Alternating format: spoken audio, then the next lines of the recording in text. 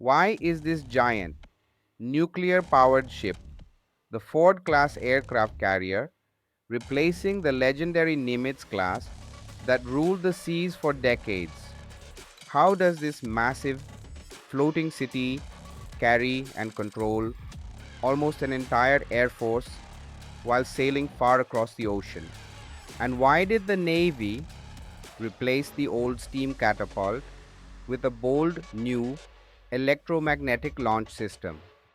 This modern system can launch 4 aircraft in under 1 minute, giving unmatched speed and precision.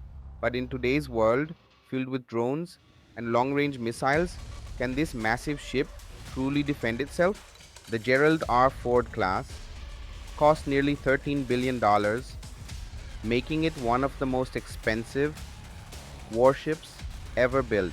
It's also one of the largest, stretching more than 1,000 feet and weighing nearly 100,000 tons. At first glance, it looks like the old Nimitz, but inside, everything has been reimagined and rebuilt. The Ford class has around 25 decks, rising from the reactor room below to the radar tower above.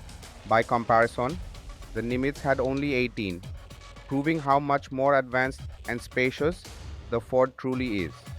This extra room allows the ship to carry nearly 90 aircraft, while older carriers could only carry about 60. That's 30 more planes ready for action thanks to smarter hangars and a wider flight deck.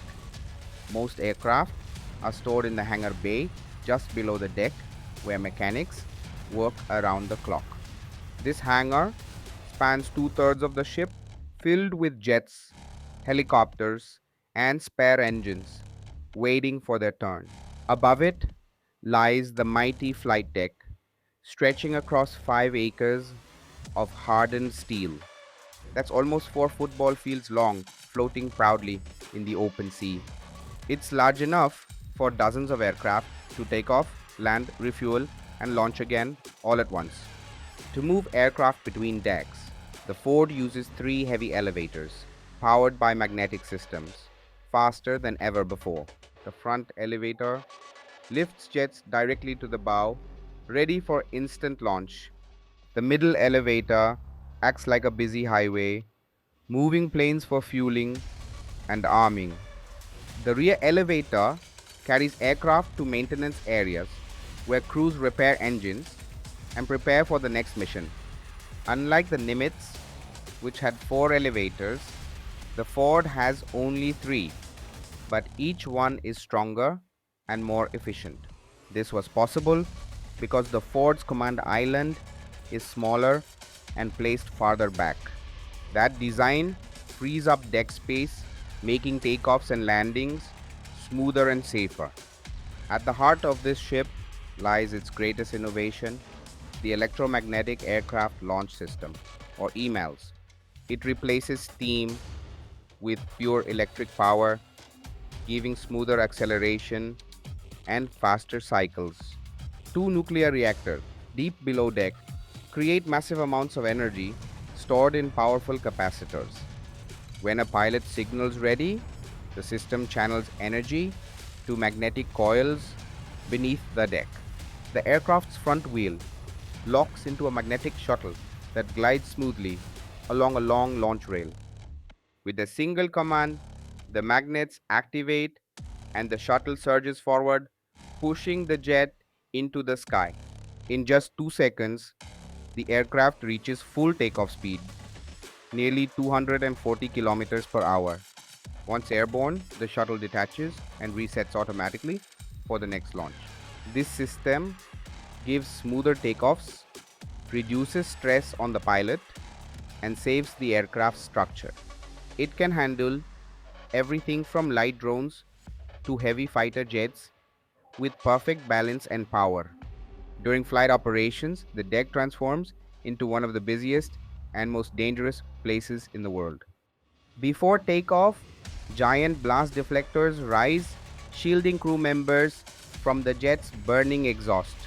British carriers, like the Queen Elizabeth, don't use catapults, they use ski jump ramps instead.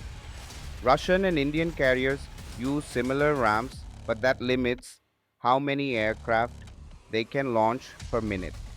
For landings, the Ford relies on four thick steel arresting cables stretched tightly across the deck. As the jet touches down, its tail hook catches a cable, bringing it to a stop in less than 300 feet. At the top of the island sits the air boss, overseeing every launch, every landing with precision and control. Below that is the navigation bridge, where the captain and officers steer this floating fortress across the ocean.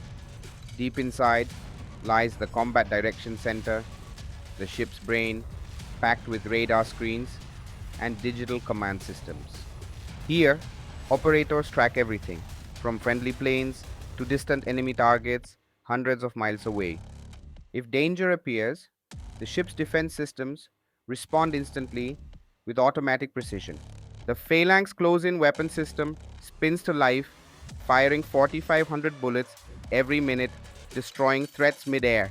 For long range attacks, the Ford fires Sea Sparrow missiles, striking targets up to 50 kilometers away.